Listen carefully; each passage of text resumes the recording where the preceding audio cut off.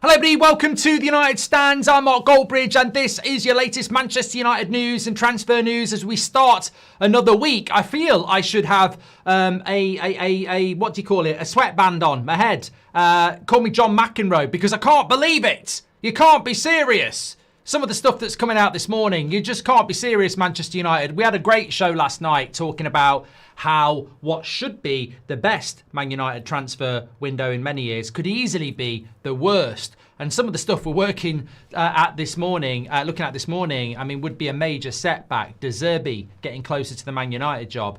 A very interesting article in The Athletic about our summer plans around Carrick and him being cheap and how he's improved training and all this sort of stuff. Is it a PR piece? We've also got Sangare of Forest being linked to United, Barcola, Tonali, Baleba, an update on Mason Mount. So quite a lot to get into this morning. Some of it positive, some of it a little bit of what I would say is unbelievable, really, I suppose. But look, first things first, it was a very, very good show last night on the 8 o'clock show. We went through a lot of reasons how Man United can slip up this summer. If you don't get the decent manager, if you don't get the right players, if you don't remove the right players, if other clubs around us buy better than us, there's a multitude of things. If you lose Bruno Fernandes, there's a load of things that could go wrong. But we have to focus on trying to make it right. And part of that is making the right calls. And I read the Athletic piece this morning and there was just some bits in it that just sort of jumped out to me that they sound like they're coming from the club and they don't sound great. Still talking about a centre-back over a left-back. Still talking about Baleba. Still talking about how cheap it would be to bring in a manager that's free and then it's cheaper to remove them. I mean, these are not things that as a United fan, I mean, I don't read things like Carrick and Zerbi would be cheap because they're free, which means if they need to sack them, it'll be cheaper as well. I'm like, do you not realise that going cheap runs a very high risk that it won't work anyway? But look, we'll start off with that because I think that I want to start off with Tonali. I want to start off with the midfield this morning because there's a few stories that sort of, rather than going from one to the other, we'll just lump them in all together here. So, little bit coming in from that Athletic article talking about the midfield, basically saying that Manchester United are looking to sign a defensive midfielder who can complement Mainu, as well as a young midfielder capable of sharing playing time with him. For the defensive-minded players, the club has identified players like Agume and Baleba as key targets. And this is in the Athletic. I mean, this terrifies me. Because at first, when I read it, I thought when it said they're looking for a young midfielder capable of sharing playing time with Mainu, they were talking about Agume and Baleba. But when you read it back, they're looking to sign a defensive-minded midfielder who can complement Mainu, as well as a young midfielder capable of sharing time with him. For the defensive-minded player who would play with Mainu, the club have identified Agume and Baleba as key targets. I mean, this terrifies the shit out of me that next season we could have Mainu and Baleba as our starting midfield too. I mean, both under 22, I think, maybe not with Baleba, but huge question marks. Like, that is not a midfield to go into Premier League next season with. And I'm not saying that Baleba wouldn't turn into a signing, and, you know, I'm a big fan of Mainu, but that would, I mean, as Savage says, it reeks of Wilcox and it reeks of a mistake. Like, I don't mind Man United signing Tonali to play with Mainu and then buying Agume or Baleba as the backup. I don't mind that per se, but Mainu and Baleba or Agume as a starting midfield next season, I'm sorry, that is terrifying, absolutely terrifying. And we spoke about this.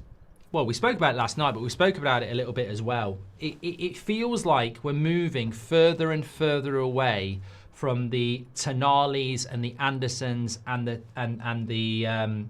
Stillers by the day. By the day, it feels like we're moving away. I mean, at the start of last week, you could still find stories saying that Anderson is the top priority for Man United. A week later, we're not even realistically talking about him. We're sort of going, well, it's felt that United won't be able to afford his wages and he wants to go to Man City.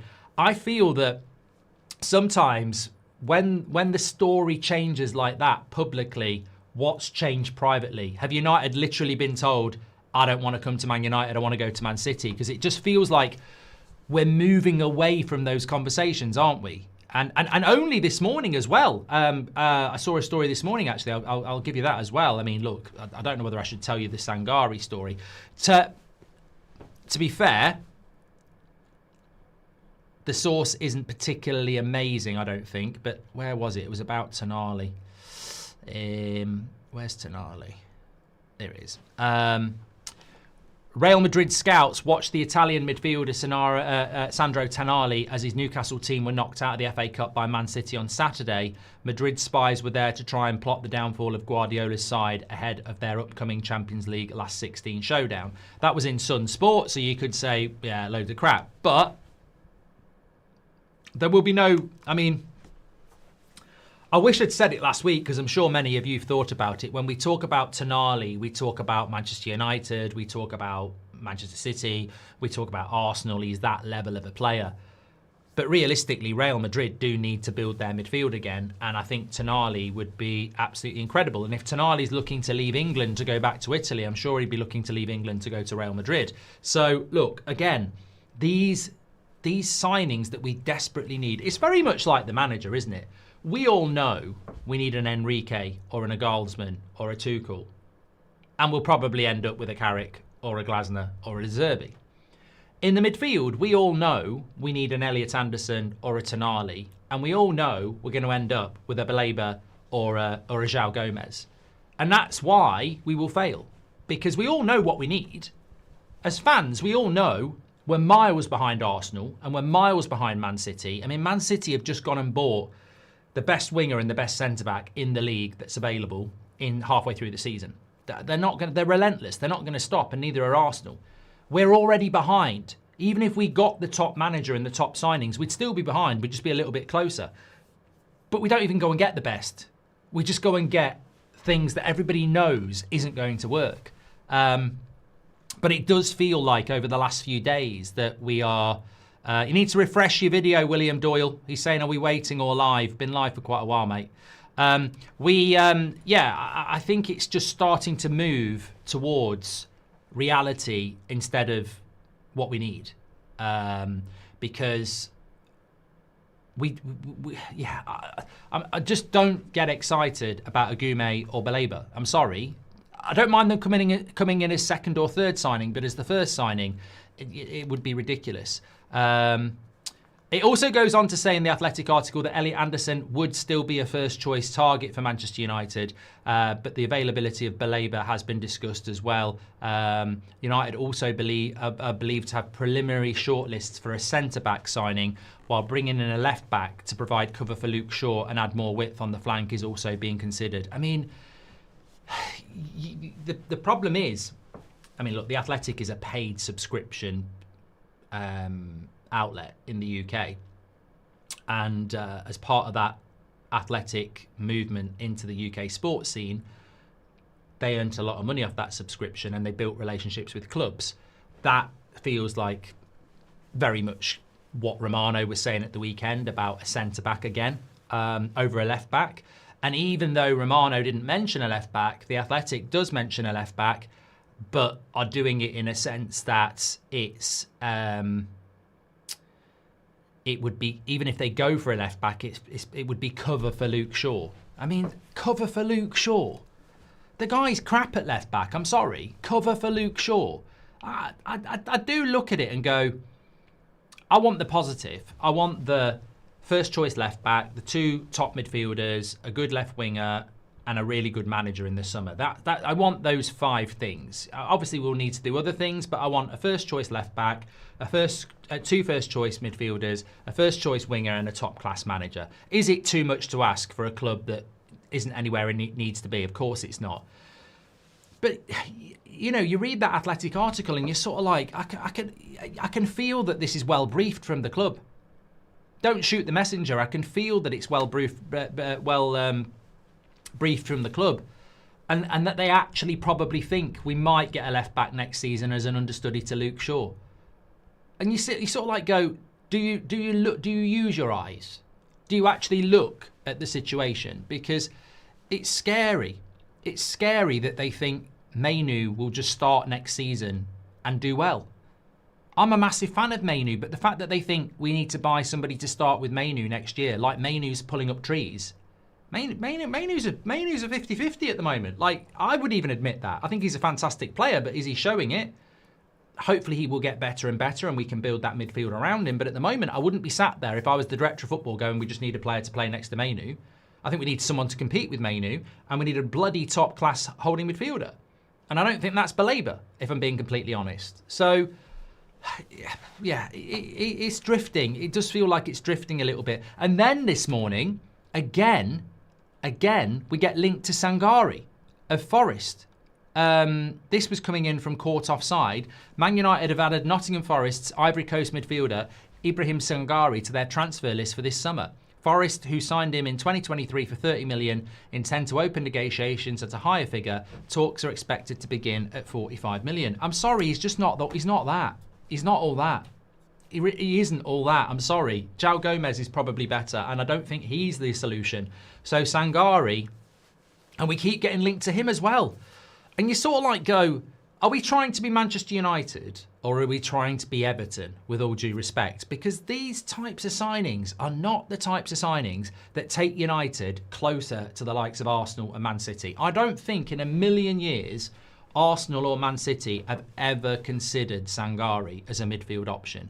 And yet United, look, maybe we're not in for him. Maybe we're not going to sign him. But if I was Jason Wilcox, I'd be phoning up Romano and saying, can you just put a tweet out to say United have got no interest in Sangare? I'm not ringing up Court Offside or anybody else because I'll be here all day. Just put out a tweet saying United have got no intention of going for Sangare. He's not on our list, because ultimately, Fabrizio, we're not in for him, and it just damages our reputation that we get linked to players like that, and we have a reputation to uphold. But they won't do that, because they probably bloody are looking at Sangare, aren't they? So, yeah, I think with the whole point of the show last night, and as I said, go and watch it, read the comments, was that we have this opportunity to have this amazing summer transfer window where we get a top-class manager, a top-class couple of midfielders, a top-class winger and a top-class left-back. All those things should be bare minimum for Man United. And if you do that, I think we can move forward.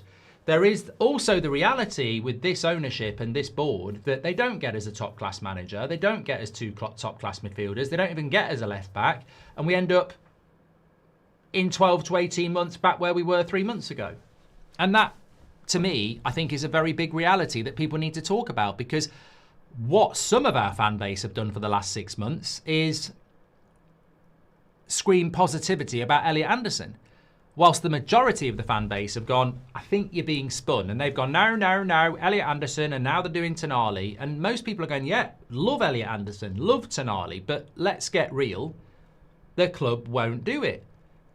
And if we don't do it, we'll continue to fail. Champions League football is not the exit from failure, by the way. I think some people think qualifying for the Champions League is like the greatest thing ever. I want to be in the Champions League because I like the format. I want to play 8 games. I want to get to the knockout stage. I want to play Real Madrid and all these teams. I want Man United to be in Europe, and I want us to play in the Champions League. And I am excited about it.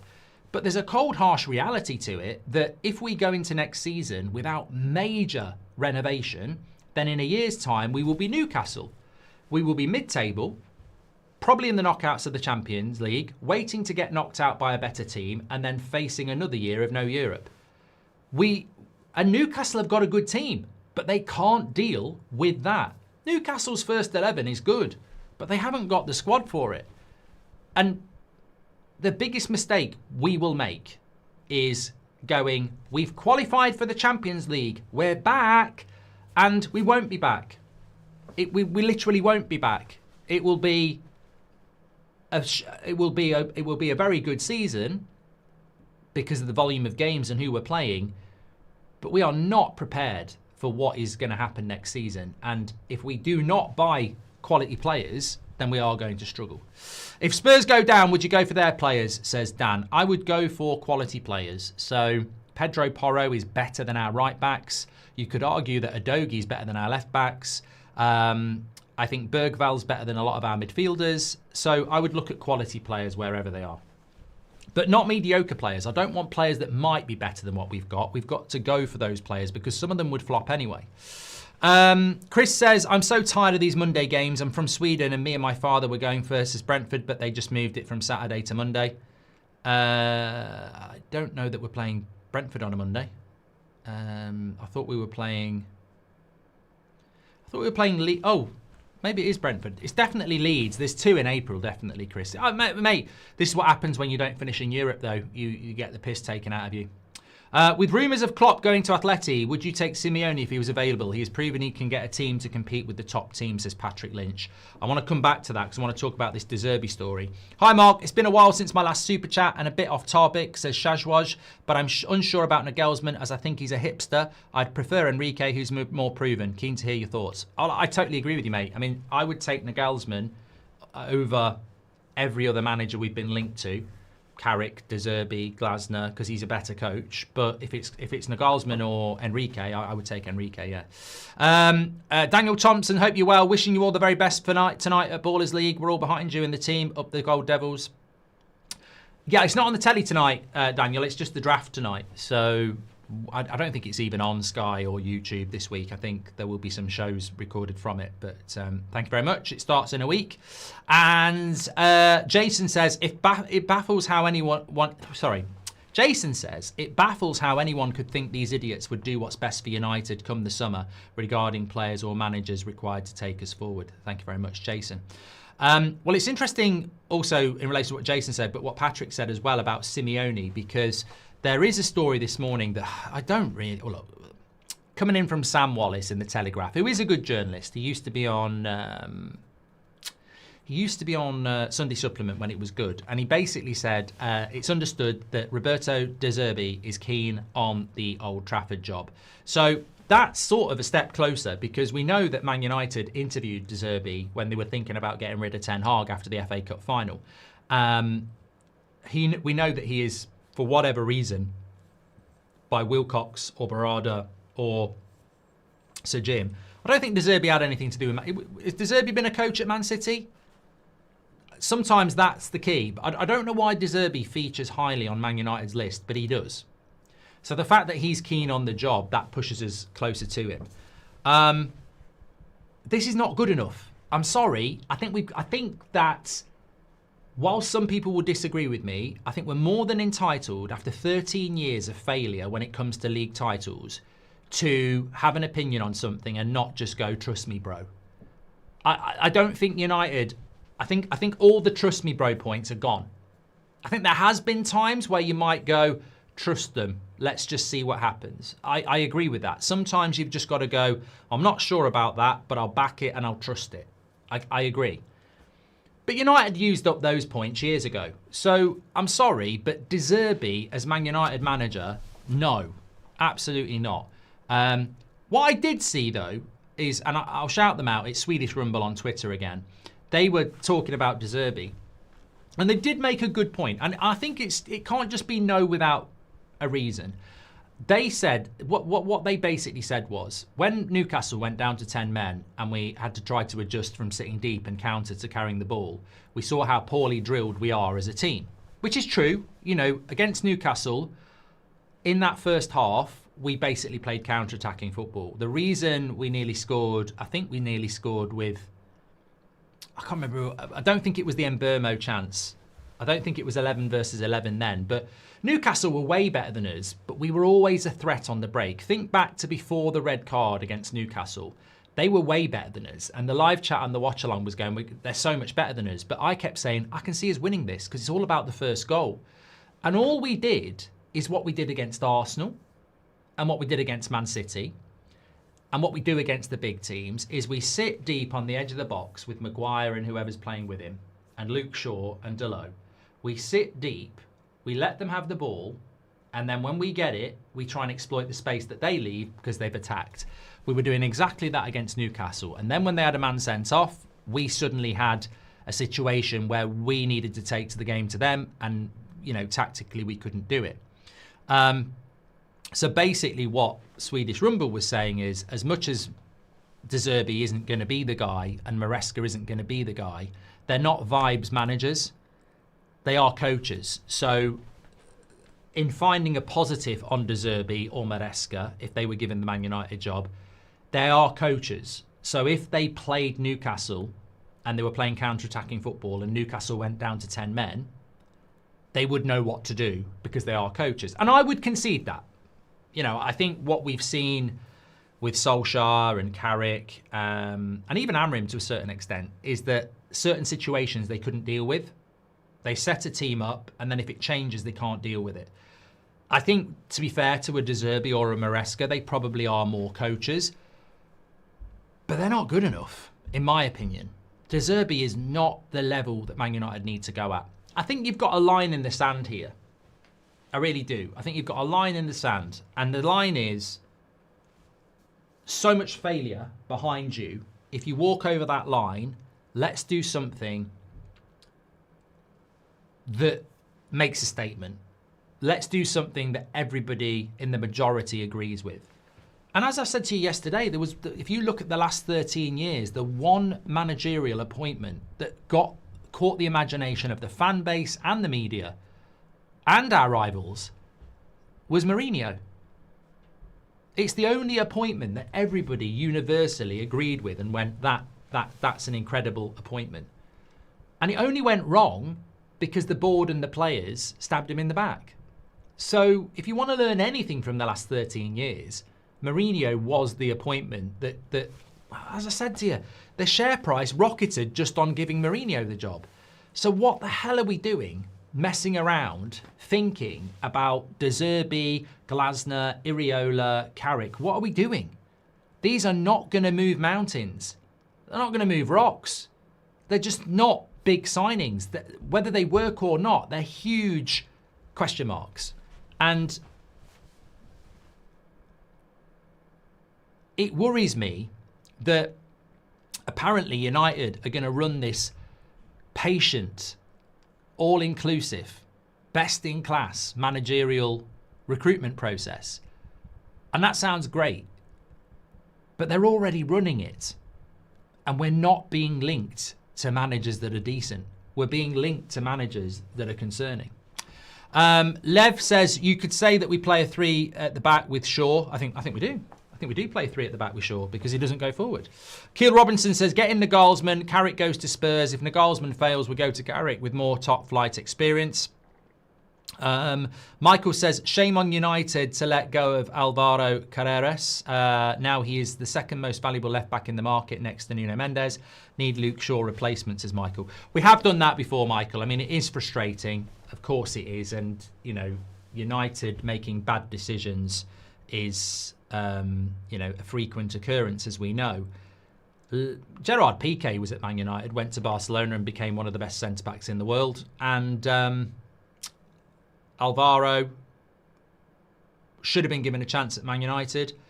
But, you know, we messed up. And that was a different era as well, wasn't it? I mean, I don't think Ineos were even here for that.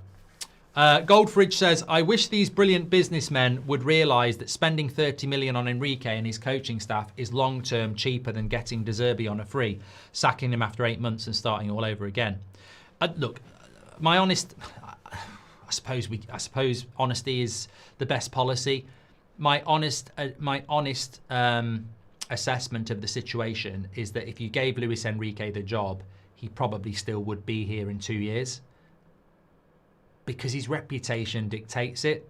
Like, you can't not respect somebody like that. He's won PSG's first Champions League. He's done very well at Barcelona. I can't see a situation after 6 months where anybody would listen to a journalist or a fan saying, get this fraud out of our club. I just don't, I don't think you do that. I just don't think you do. But I think if you have a De Zerbi or a Carrick or a Glasner and it's not going well after 6 months, I think people just go, this was a mistake. I think United needs, it's a great point. I think United need to bring somebody in with the reputation to last that first 18 months. I think United aren't going to win every game in the next 18 months. We're going to lose games. We're a long way behind a lot of teams, so we will lose games, and that will frustrate fans and the media. So you need somebody who's big enough to deal with that. Because sometimes the criticism's not fair. You could give the job to Zerbi. He could lose 3 games in a row in November and people would be going, he's not the guy. But he might lose those 3 games because we've got injuries and everybody's better than us. But reputationally, United need a reputational coach. It amazes me that they're not considering that. Like they're putting a guy in place, if they give it to Zerbi or Carrick or Glasner, who hasn't got any money in the bank. And it will go wrong. And when it goes wrong, the pressure will mount and people will start saying, get him out. Whereas if you bring a reputational coach, imagine if you gave the job to Ancelotti. He's just not going to get the sack stuff in the first 12 months. He won't. Even if we lose games, he'll have the experience to front it up, but he'll also have the respect. United need a manager that's going to be here for the next 2 or 3 years. Sir Jim Ratcliffe tried to do it with Amrim. He tried to say it's a 3-year project because he knows he needs a manager for 3 years. The problem with that is it was massively naive because Amrim was never going to be the guy that could hold off the press and the fans for 3 years. He couldn't do it for 3 months. So I think United know they need a manager for 3 years, but their stupidity is that they think they can just say this manager's going to be here for 3 years. But if you haven't got the reputation and you're not getting the results and you haven't, or the style of play, you won't hold up. You can't stop the call-ins. You can't stop the social media. You can't stop people going, this is not the guy. But you can stop that if you bring somebody in with reputation, Controversial, but I don't care about it being exciting as long as it works. And sorry, I've got something stuck in my throat.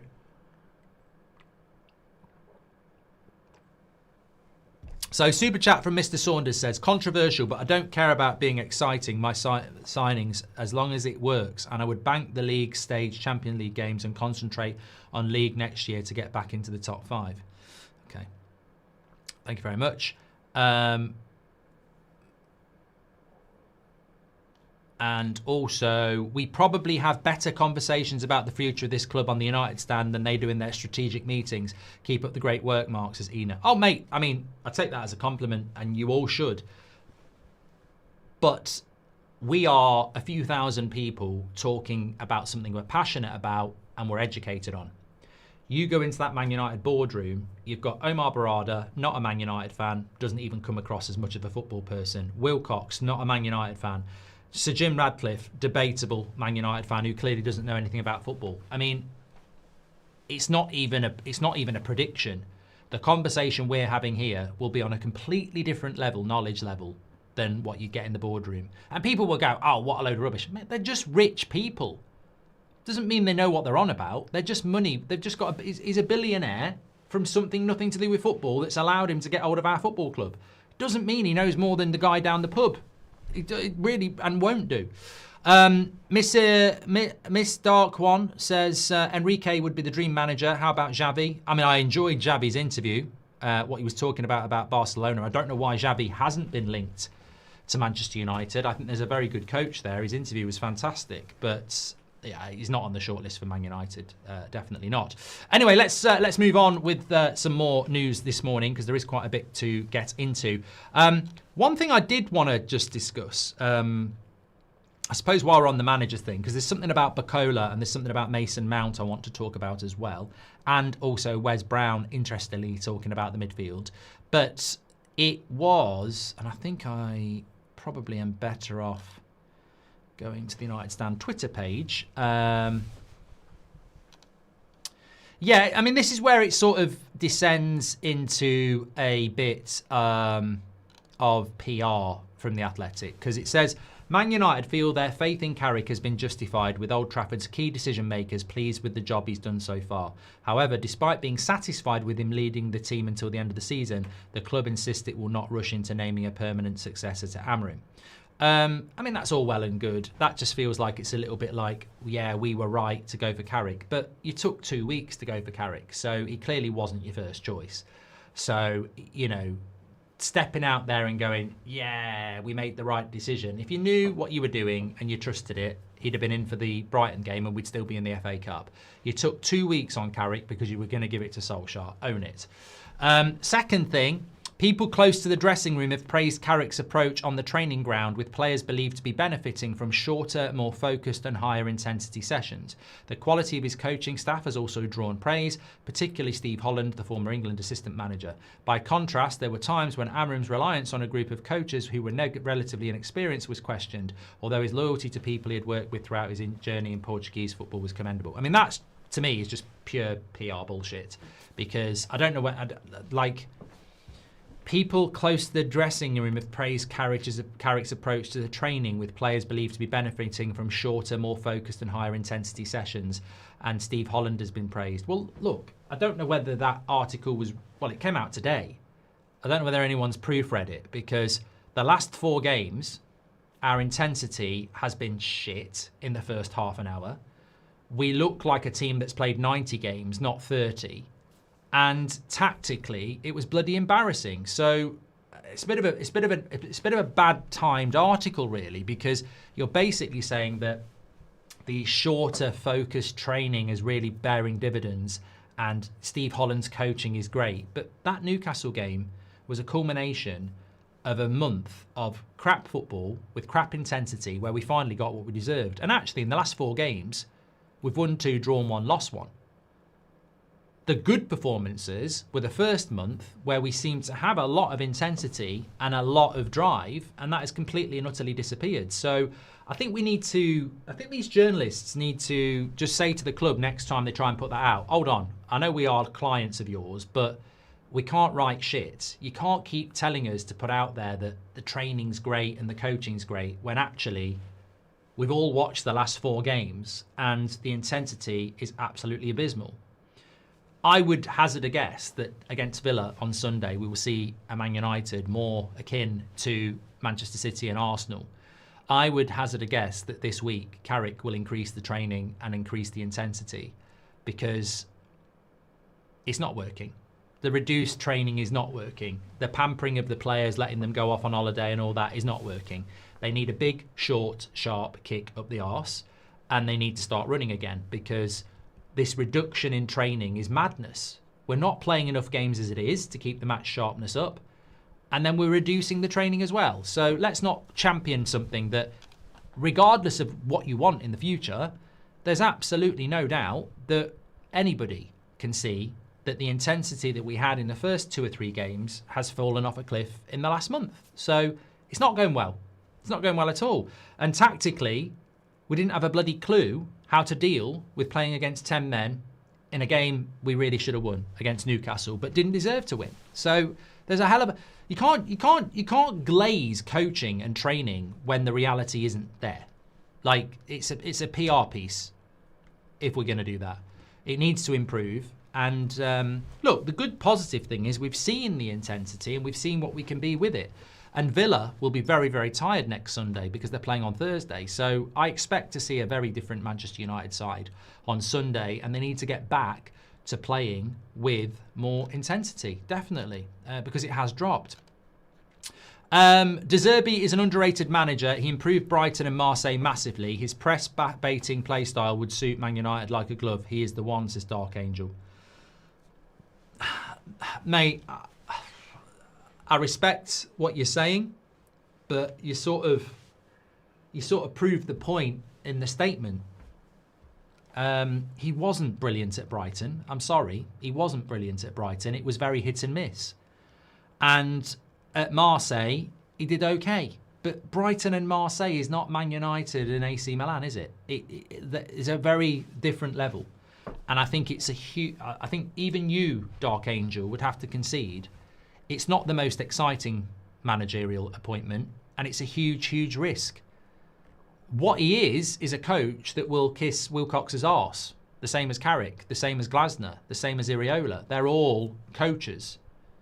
I personally think we need a manager, but we're not going to get a manager. Hi, Mark. Re-renew Bruno contract. Now that he's in his 30s, are you concerned he may decline rapidly over the next year or so and we get stuck with 400 grand a week problem, says Sweet Cheeks. No, because I don't think Bruno's ever really been about pace. He's always had a great fitness record. You look at people like Modric, who, okay, he's not playing in the Premier League, but he's still, tearing it up in a Milan derby at, 92. I know he's not 92, but look, yeah, I've got no concerns about Bruno Fernandes dropping off in the next 3 years. And what I do have concerns about is Bruno Fernandes jogging off in the summer and not coming back, because I think we will absolutely fall off a cliff. Jid says that the board should use that 3-week break to lock in next season's manager, but I doubt we have the capacity and brains to be that proactive. 100%, 100%. I think that we play Villa on Sunday, and then we play Bournemouth on the Friday, and then it's the international break. I think that's right. No, I'm sort of losing my. March seems long and then really short, so I think that's right. I think we've got 2 games left in March. Yes, we have. So we've got Villa on Sunday, and then we've got Bournemouth on the Friday, and then we play Leeds after the international break. So there is a 3-week period there. Now, any club that hasn't got a manager is using that 3-week period to interview coaches. Absolutely. And we shouldn't get overexcited about that. Like, if they interview Zerbi, it doesn't mean he's getting the job. Remember, United actually did do this when Rangnick was interim. We interviewed in that international break Pochettino and Ten Hag, and I think we interviewed somebody else as well. I reckon we interviewed 3 people. So we can't take a backward step. United's never been particularly well run in the last 10 years, if we're being completely honest. But that was a clever idea. We had that international break and we interviewed Pochettino and Ten Hag. Ten Hag was at Ajax at the time. So you're absolutely spot on. We should use that period. We should also use that period to be getting close to signing some players as well. Because I was told yesterday that Chelsea and Man City are close to signing a couple of players. Leipzig have just signed that Rocco Reitz from Mönchengladbach as well. It's basically nearly done for the summer. So you can get deals done as well. And I just hope United aren't going to go, let's dither to the end of the season and see what happens. Because if they do that, it means they're waiting to give it to Carrick. If we're not interviewing people in this international break, we're trying to give it to Carrick. And I said that yesterday. I got told that Wilcox wants to give it to Carrick anyway. So if we don't interview people between now and the end of May, we're trying to give it to Carrick. We're trying to wait for him to get the Champions League football and give it to him. And that would be shocking, because you should interview other people. And some people aren't, you could interview Pochettino, you could interview Zerbi, you can actually interview some people quite legally. Patrick Lynch says, reputation insulates any manager from the media, who are the main culprits for creating the pressure cooker. Ten Hag and Amrim had to start the last 2 seasons almost perfectly because the media had the pressure on from the start. That's exactly what I'm talking about, Patrick. If you give the job to Zerbi or Glasner or Carrick, they will be under scrutiny from day one because they have no reputation. If you give the job to Ancelotti or Enrique, then the media will respect them and give them time. It's an absolute open goal for Man United. Why put your manager under pressure from day one? Bring in a manager that is not only good, but has the reputation that shields them for a bit as well and gives you time. The thing is, if you're Jason Wilcox, it gives you time as well. If I employ Luis Enrique, I get time as Jason Wilcox. Because Luis Enrique will be given time by the media and the fans because of his reputation, which gives me time as a director of football. If I give the job to Zerbi, they're going to be on him straight away, which means they're going to be on me. It's an open goal, but I don't know whether they're intelligent enough to do it at times. I really don't. Luis Enrique won Champions League at Barcelona and PSG. Zerbi came 6th. That's the difference, says Dazzo. Exactly, just don't take risks. Don't take risks. Couple of other bits I want to talk to you about this morning. So, one about Mason Mount, one about Barcola. Just first and foremost, we're going to obviously have to accept that United will get linked to a lot of players that we're not actually signing. So, yeah, I would certainly, I'd be aware of that. And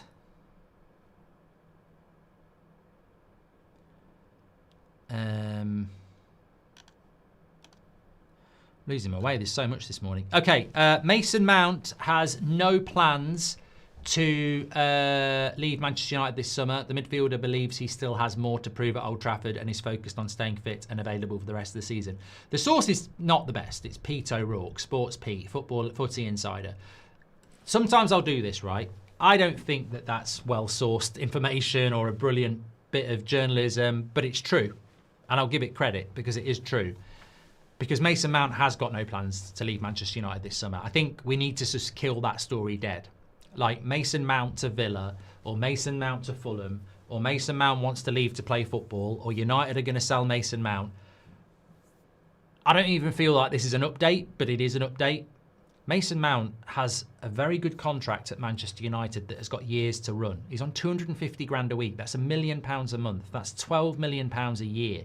And he's about to get a pay increase because of the Champions League. He's never going to get even half of that anywhere else. If you're Mason Mount and you've got 2 or 3 years on 12 million a year, and you say to yourself, I want to leave to play football, but you know if you go to Fulham or Villa, you'll half your wage and you still won't play, why would you do it? Understand the situation. Mason Mount has a contract at Man United on huge money, and the reason he's not playing is because he's broken. He's injured. Going to Fulham will not change the fact that he will keep getting injured, and he'll be sat at Fulham for half of the season on the treatment table on half the money. Think about you. Would you do that? Would you go, oh, fed up at Man United not being fit on a 250 grand a week, and he will be fed up. Why don't I go to Fulham and not be fit there on half the money? He's not. The only reason he's not playing is because he's injured. He's not fit and not being picked like Zerbi. He's not fit. He's injured. So Mason Mount is not going to go. The only reason he'd be doing that is moral. Morally, this is wrong that I'm being paid loads of money by Man United, but they gave me the contract. So he's not going anywhere. Absolutely not. Because he'd still be injured everywhere else. So you may as well sit and take your money here in the situation that I'm sure is crap for him because he's never fit. And of course, from Man United's point of view, even if Mount wanted to go and even if they wanted to sell, there ain't a club stupid enough out there to give him the money he's on and give us a transfer fee. So Mason Mount's almost becoming Phil Jones. You've just got to run the contract down. You can't remove a player like that. You just can't remove a player like that. It's pointless. I'm terrified because Marlowe's done a super chat. I'm almost going to hide here. He's going for the hat trick, everybody. If you know, you know.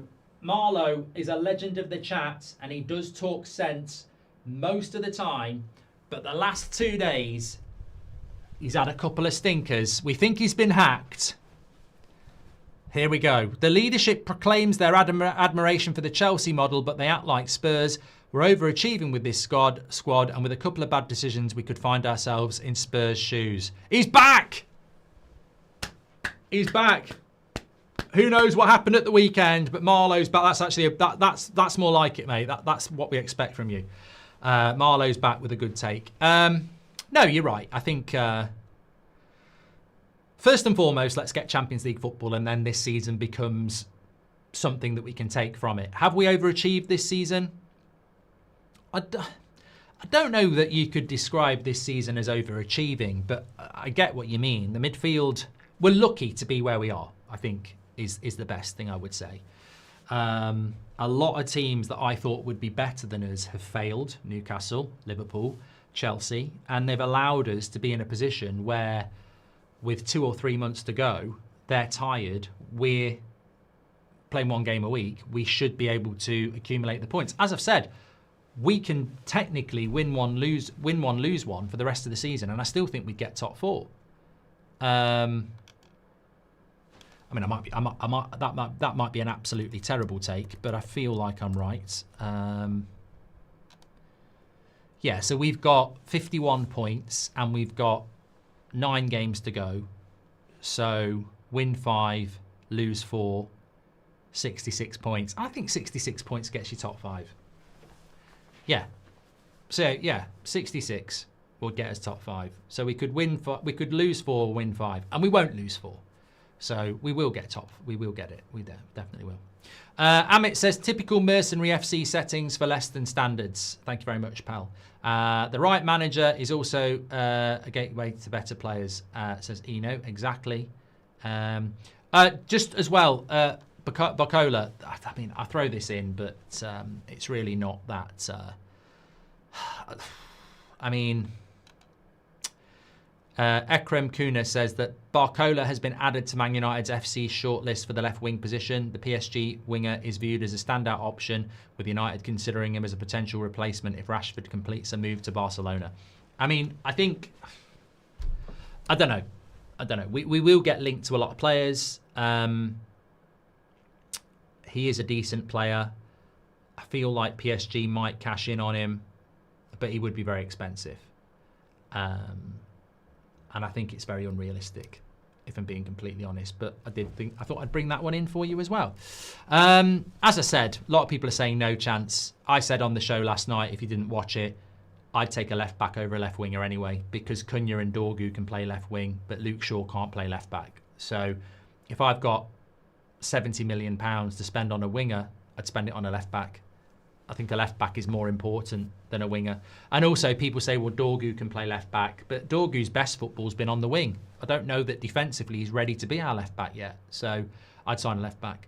We should be getting Bruno Guimaraes and Edison, says Ajith. Well, Bruno G has been recommended by Casemiro. Spoke about that over the weekend. I don't think United will go for a 29-year-old. I'd be very surprised. And Robinson, Anthony Robinson's a good player, Sheehan, but he's 28. United have got to break that 26. Look, that is there. That is there. Like, since Ineos have come in, they've drawn that line in the sand and said we're not buying players over 26. So until that changes, we as fans, unfortunately, can't really get that excited about players who are over 26 because they won't do it. I think Ryerson from Dortmund would be a very good right back as well, but we won't do it because he's over 26. Thanks everyone for watching. Stay safe, take care. I will speak to you on the next one. There was a little morning show for you this morning as well as a bonus if you haven't seen it. A little 7 a.m. drop. Check out last night's show as well if you haven't seen that. It was very, very good. Brilliant show this morning. Thanks everyone for watching. Enjoy the start to your week and I'll speak to you all in a bit. Take care.